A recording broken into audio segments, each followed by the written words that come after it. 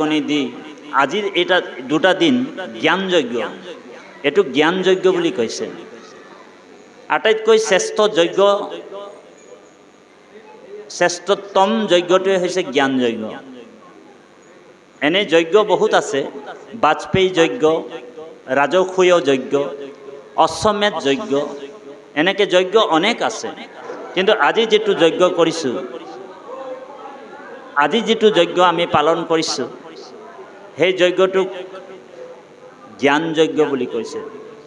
যিটো যজ্ঞৰ ফল বোলে ইহকাল নহয়, বোলে পৰকালত পায়, হয়নে বাৰু? বোলে ইহকালতো পাব আৰু পৰকালতো পাব। কিন্তু বাকী যজ্ঞবিলাক কৰে মানুহে, যজ্ঞৰ ফলটো কি? বোলে যজ্ঞৰ ফলত মানুহে স্বৰ্গ ভোগ কৰে আৰু স্বৰ্গৰ পৰাই তেওঁ আকৌ নামি আহি ভোগ সুখৰ দ্বাৰা আকৌ যজ্ঞ কৰে। গতিকে এই কথাটোকে শ্ৰীমদ ভাগৱত গীতাত কৃষ্ণই অৰ্জুনক কৈছে, যজ্ঞে ৰিষ্টে স্বৰ্গগতিম পাർത്থায়ন্তে তেক্তম ভুক্তম স্বৰ্গলোকম বিশালম ক্ষীণম পুণ্য মৃত্যু লোকে বাসন্তি। আৰু যেতিয়া পুণ্য শেষ হৈ যায়, আকৌ মৃত্যু লোকতে তেওঁলোকে বসবাস কৰিবলগীয়া হয়। সেইকাৰণে বাকীবিলাক যজ্ঞত আত্মাৰ কল্যাণ নাই। আজি যিটো যজ্ঞ হৈছে, এইটো জ্ঞান যজ্ঞ বুলি কৈছে। আৰু এই যজ্ঞটোত যেতিয়া আপুনি মই আহিছোঁ, বৰ সুন্দৰভাৱে আহি পৰিপাটিকে বহি আমাৰ গুৰুজনে 5টা নিয়ম বান্ধি দিছে। ভাগৱতত পদবন্ধে কৈছে যে একচিতে সাৱধানে এক মনে, হয়নে বাৰু? আৰু সৰ্বজনে আমি ঈশ্বৰৰ কথা শুনিব লাগে, ক'ব লাগে, গাব লাগে, বাছ। বাকীবিলাক উপায়, ভগৱানক পোৱা উপায়টো জটিল বুলি কৈছে। কিন্তু শ্ৰৱণ আৰু কীৰ্তনৰ যোগেদি কৃষ্ণক একেবাৰে সহজতে লাভ কৰিব পাৰে। সেইকাৰণে কৈছে,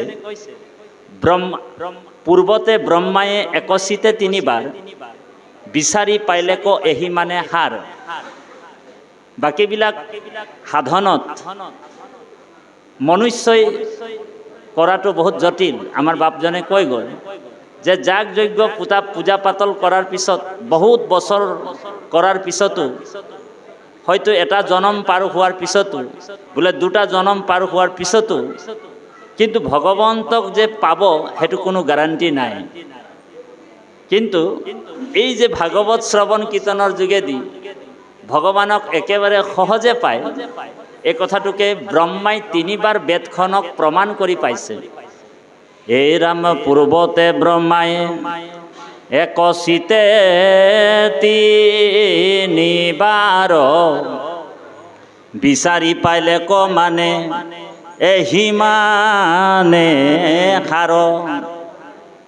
শ্ৰৱণ কীৰ্তন ইটো বোলে নিৰ্মল ভকতি, অল্পতে উপজে গোবিন্দত প্ৰেম ৰতি। বোলে ভগৱন্তক পোৱাৰ একেবাৰে সুলভ পথটো হৈছে শ্ৰৱণ আৰু কীৰ্তন। সেইকাৰণে বাপসকলক, আইসকলকো আমি সেৱা জনাইছোঁ, বিনম্ৰ সেৱা। আমাৰ সেৱাটো বিনম্ৰ জনাইছোঁ আপোনালোকক।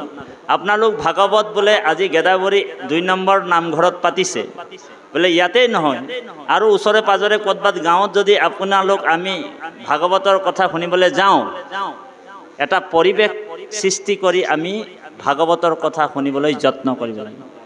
ভাগৱতত কথাবিলাক সুন্দৰভাৱে আছে। আৰু ঘোষাটো মহাপুৰুষ মাধৱদেৱে কৈছে যে হৰি কীৰ্তনৰ সময়ে যিজনে, হৰি কীৰ্তন কৰা সময়ত যিজনে থাকে আন কথা পাতি, যদি আমি বেলেগ কথা পাতি থাকোঁ ইয়াত আহি কৃষ্ণ, অন্তকালে যমদূত নিয়া তাক কৰয় উগ্ৰ শাস্তি। অন্তকালত বোলে তেওঁক যমদূতে লৈ কিনি উগ্ৰ শাস্তি কৰিব। সেইকাৰণে আমি সাৱধান